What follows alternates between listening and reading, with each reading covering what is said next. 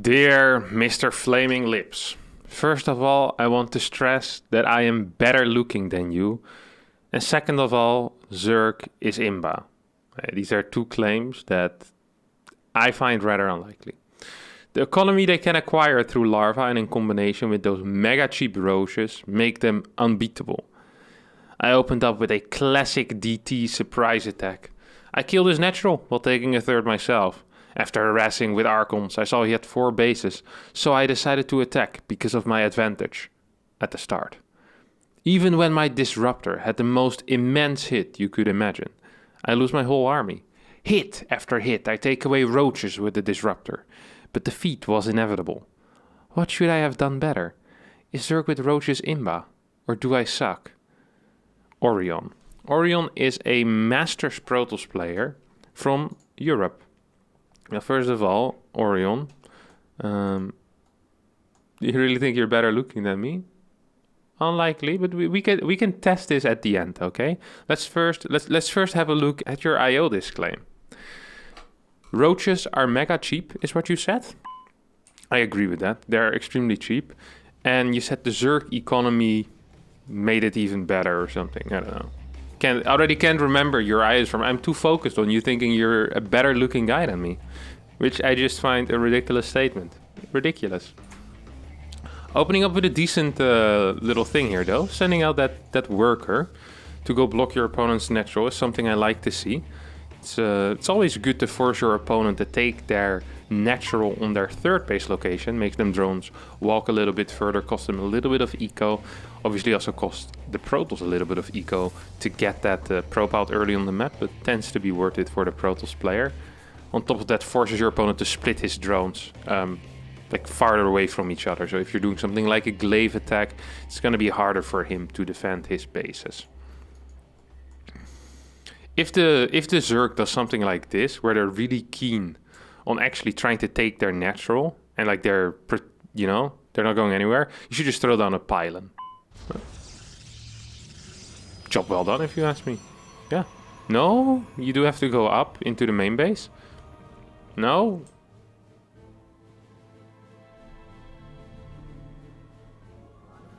Why would you even scout if you're not gonna scout? What?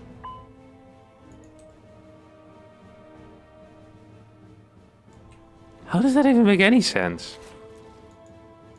That's like going on holiday to check out the airport. What's wrong with you? You went up there already. Check the pool timing, you moron. Good lord. Now he plays core before Nexus? That's absolutely insane. Okay, now he goes back in, sees, hey, it actually was hatch first with a late pull. Huh, I got my core before Nexus for no reason. Core before Nexus is really bad against Zerg. A fast adapt doesn't do as much as it does against Terran. And that's really the only advantage it has, is the fast adapt, which means a faster scout and a faster unit to fight of the Reaper. This makes no sense. You rush out your Cyber... Okay, let me just stress how insane this entire thing was that just happened here, okay? He opens up with core before Nexus. In order to do this, you're delaying your second gas. You're cutting off 2 workers, approximately. Like you have to cut one of your workers here temporarily. And also because your Nexus is later, you're gonna miss about 1.5 to 2 workers. Because every 12 seconds your Nexus is delayed. Your Nexus, is just missing a worker, because a probe takes 12 seconds to build. You rush out a core at a pretty big cost for Protoss in PvZ. Then look at what you do, okay? The advantage you get from core before Nexus is about a 10-second faster core. The entire sequence that Orion goes for here is a thing of beauty. So loses the resources of going core before Nexus. Core finishes at 2:05, which already is impressive because it's supposed to finish at 2 minutes. At a low ground, okay, maybe 2:01. I'm fine with that.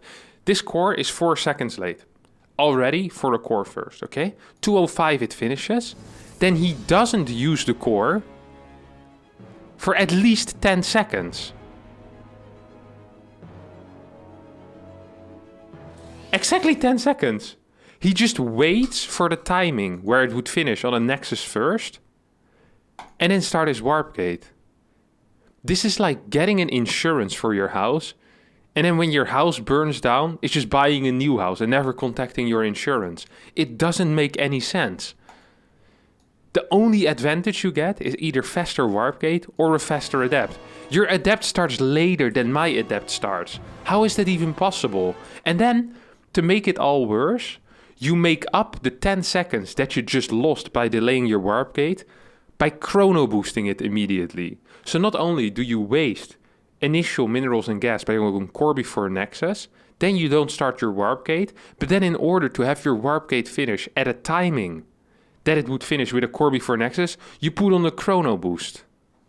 Absolutely beyond me what you're doing here. Absolutely beyond me. Holy crap. I love how you waited, legit, 16 seconds to start an adept, only then to chrono boost an adept. A chrono lowers the building time of whatever it is you're building by 10 seconds. So you're delaying something so that the chrono boost makes sure that it comes out at the same time as it usually would have. It's actually just impressive. Okay, Twilight Council. He said it went for a classic DT drop. The worst thing here is, let me tell you, the worst thing here is that for a DT drop, you don't even need a fast warp gate. You don't need a fast warp gate. And the reason for that is because you don't need a lot of gate units out. You're going to be getting 2 to 3 gate units. Most of the time you get 2 actually with DT drop. You can get 3 if you want. You get 2 gate units before you warp in your DTs. And because your prism makes it to the other side of the map at around 430-ish, 432, 431, you're not going to get your you don't need your warp gate done before like 420 or 410. So you can even delay your warp gate, pretend that it's a Stargate.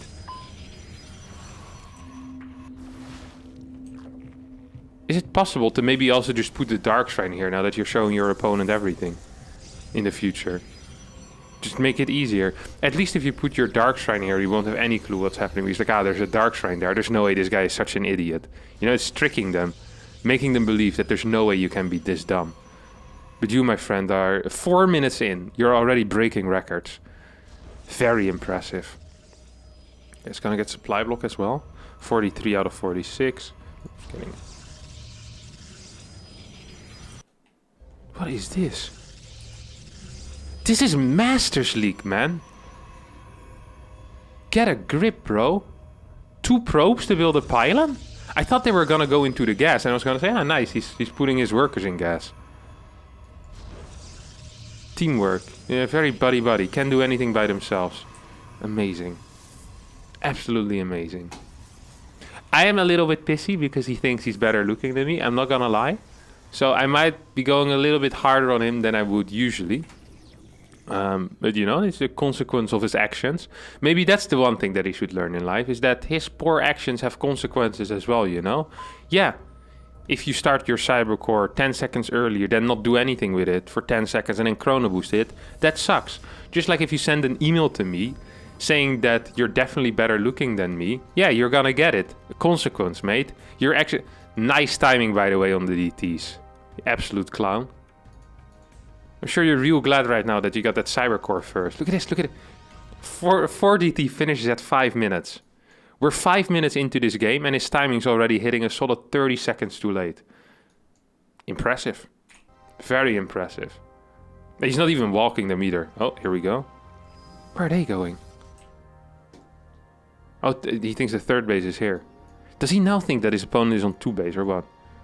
I love this. Broadcasting to his opponent that there's a prism here. Very smart. His opponent has 31 links, all of them out of position. Amazing. Gets a spore. His opponent also has a 4th base on the way already.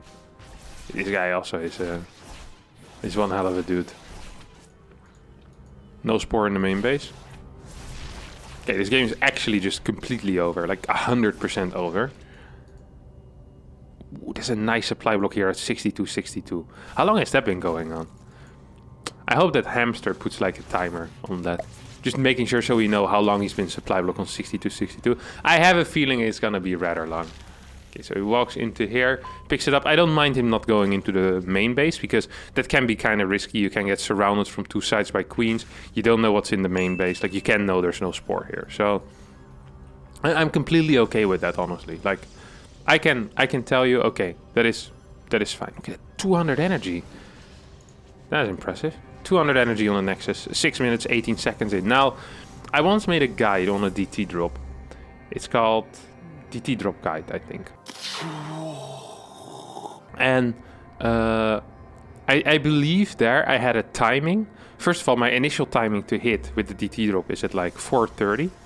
Then my second timing I hit is at like an army that has about, I think it's like 115 or 110, 120. And let's say 115. I think it's either 110 or 120. So 115, nice in the middle. 115 supply at 7 minutes on the other side of the map.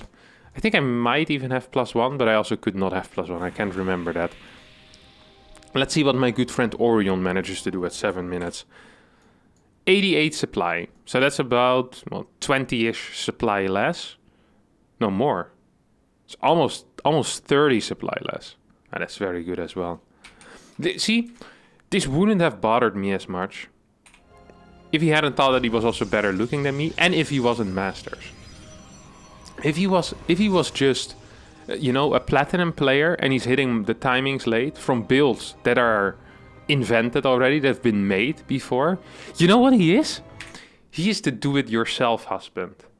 You know, the guy that rather than getting a plumber to fix his, I don't know, like his sink or whatever, decides that he can just do it himself, even though he has no skills whatsoever in plumbing, just like Orion has no skills whatsoever in StarCraft 2 or the making of build orders. Orion says, you know what? This Harstem guy with his tutorial videos on YouTube and his explanations of what is optimal, probe saturation, you know, building adapt the moment your cybercore finishes. It's fun and all, but how about I just mess around a little bit myself and I hit everything 35 seconds later. It's like, my friend, you don't have to reinvent the wheel. It's absolutely not necessary. There's people out there for you with higher intelligence and better looks that already made build orders.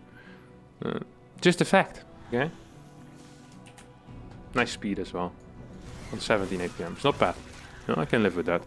Let's take a look at this Archon harass. I remember him mentioning. Did he mention his Archon harass? I'm just gonna keep tabbing back to the stupid form. Let me say, harassing with my Archons. I saw he had 4 base, so I decided to attack because of my advantage in the early game. That's what he said. Okay.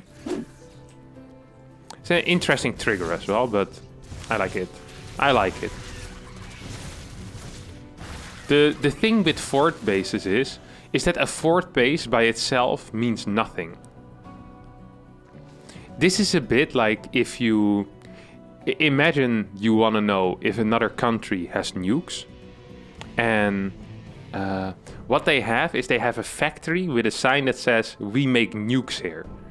And then you go, aha, that's a nuclear factory. And then you look on the inside and there's nothing there. It's just an empty hall that they use for conventions or something like that, you know? It's a fake to scare the world. Something maybe North Korea could do. It's the same very often with fort bases of a Zerg. A fort base is only as good as the content of the fort base. In this case, this is actually the third base now. So you've got to treat it like a third base. And you look at this, you see he isn't even saturating his gases yet. Your opponent right now is on 71 workers, while you're on you're on 71 workers, while he's on 68. You're up 3 workers. You're up in income against a Zerg. You're taking a fort base yourself, and you have an army that is increasing in strength every second. On top of that, you have 3 upgrades being chrono boosted out right now. I hope at least one of them will finish before you attack. That should be Blink, most likely. There is 0 incentive for you to attack right now. Anything that you're doing that isn't just harass is a waste. Look at this! You know something is a good timing when 2 upgrades are over 60% done and you just invested in a fort base that hasn't gotten you any return on your investment yet. Very impressive. I also like that you managed to hit 3 seconds before your blink finishes to really, you know, drive home the point that you absolutely have no clue how upgrades work in this game. 2 zealots going. I like this move. This is a good move. Should have also sent like maybe a DT here or 2 zealots. But sending away 2 zealots from your main army is good. You had a big hit with the disruptor. But yeah, you attack into the roach, which is the worst scaling unit in all of StarCraft 2. An army consisting of 200 roach beats nothing. There's no other 200 army that mass roaches beat.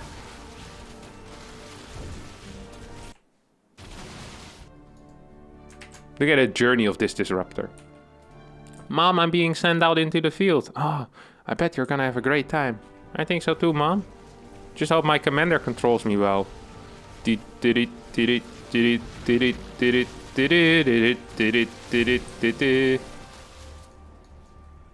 got Sarah arrogant here, once again. Ay. This is just, it's immensely sad. Watching you play is immensely sad. It gives me a headache. It actually does. I decided to record a video in the morning for once, and you already ruined my entire day. This is... People like you are why I can't record videos in the morning.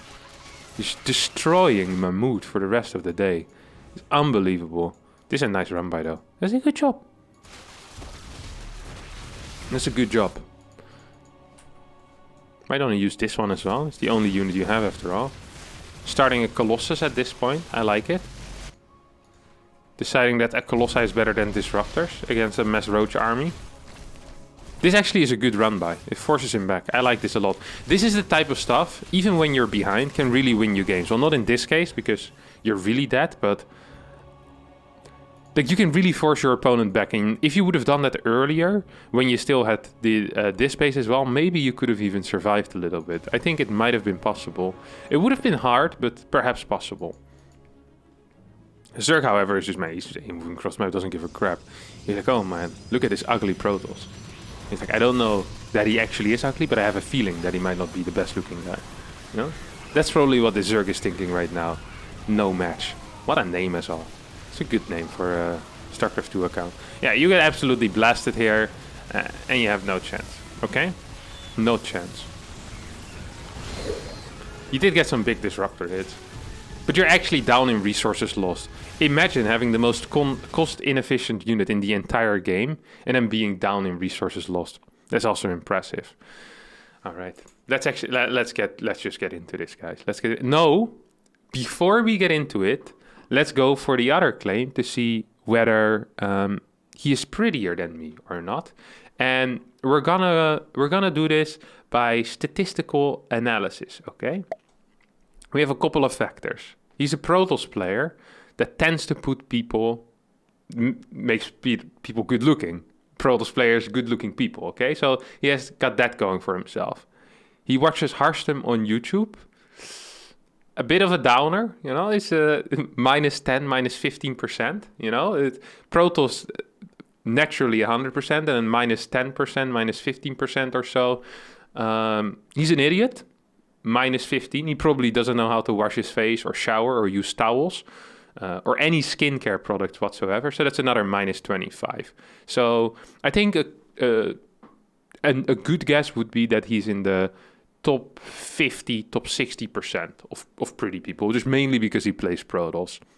And now I found a test online, and I took a picture for it, and we can use this test to determine whether I am prettier or uglier than him.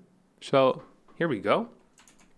Am I pretty or ugly? Face beauty analysis. So we kind of put our face into this oval. I can adjust the eyes later on. Here, look at that. The outright eye, that looks good. Left eye, that is my left eye indeed. We'll put it over here. No, wait. More close to the white. Somewhere over here. Okay. Then we put this here. I think it's a very... It's not even one of my greatest pictures, you know? I just snapped this picture randomly. I was like, I'm not gonna try hard. I could do a picture with some makeup on and all that good jazz, but I'm like, no, I don't need that, you know? Au naturel. I think I'm a good-looking guy. Or well, at least better looking than Orion. Okay, the side of my face. The leftmost point of my face. Man, I have a massive head. The hairline. Forehead is a little bit big, I have to admit it. What's this? I'm looking for the nose. Okay, nose is here. Hop. And hop. Jeez, this is one hell of a test. Middle of the mouth. The rightmost point of the mouth. And the leftmost point of the mouth. Now, all I need to be is about 55%. And I get 84. So, my friend, first claim. Is you're prettier than me? I don't think so. 84%. Look at this. Good face shape. Normal forehead size. Good interocular distance. Normal mouth size. Small chin and poor face symmetry. Which idiot wrote this? Well, whatever. So yeah, pretty clear to me. Then the second claim. Is this Imba? You, my friend, hit 30 seconds late with a DT build, which is one of the easiest builds to execute, especially because you did nothing with your early game adept as well. Completely forgot about that. So let's divide this in 3 parts. First of all, your build order. Your build order sucked. It was terrible. Looked like you made it yourself. And if you didn't make it yourself, I'd beat up the guy who gave it to you. Awful. Never play it again. Get a real build order. Hit tight. Get actual units out in time. Secondly, your decision making. You scout his 4th base, but what you forgot is that you killed his natural location base, which was his 3rd base, which then became his 4th base, which is the base you should have scouted to see if it had any contents. What you did right now is you saw a sign that said nuclear factory and you just started throwing bombs. No, my friend, you had to stay at home and do nothing. Just sit back. Your opponent is massing roaches, worst unit in the game. You could have won this game with a single void ray. Like you could have just continued building disruptors as well. Fantastic. Also, you decided to attack while 3 of your upgrades weren't done yet. So for that, you get the very rare and unique, yes, boom, atrocious stamp when it comes to decision making. And last but not least, you're not a very good looking person, or at least not as good looking as I am. So you get the ugly stamp, pop. 3 stamps, all negative, can only mean one thing, my friend. You suck. Nice. All right, that's going to be it for today's episode of Is It Imba or Do I Suck? And How Ugly Am I? Thanks everyone for watching. I hope you enjoyed it. If you did, don't forget to subscribe to the YouTube channel. And yeah, that's it. Yeah, like and all that stuff. Thanks so much. Appreciate your time. Bye-bye.